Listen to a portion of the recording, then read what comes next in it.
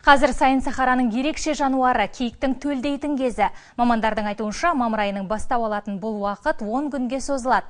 Осыған орай біздің тілшілер киіктің құт мекені Қостанай өңіріне сапарлап, жануарлардың төлдеуін көріп қайтты.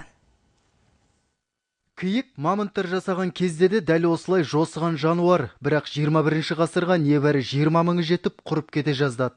Уақытылы қимылдап қайта көбейтіп алдық. Былтырғы санақ бойынша бөкен басы 100 мыңнан асты. Биылғы төлдері тағы бар. Он умер, видишь, внутри. Теперь она из-за него не может ничего сделать.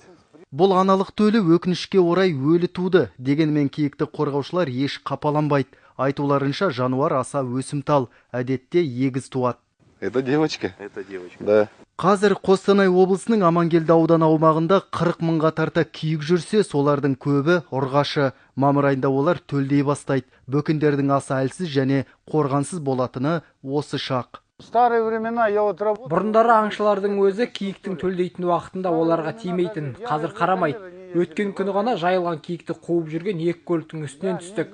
Бізді көріп тайып тұрды. Ал шошыған жануарлар содан кейін өлі төл туады. Қанша қорғауда болса да киік есебінен жағдай түзеуді көздеген браконьерлер де тыншымай тұр. Көлігі де қарулары да сай. Ал соңдарынан қуа жөнелген инспекторлардың жолына үшкір темір лақтырып, оңай құтылып кететін көрінеді.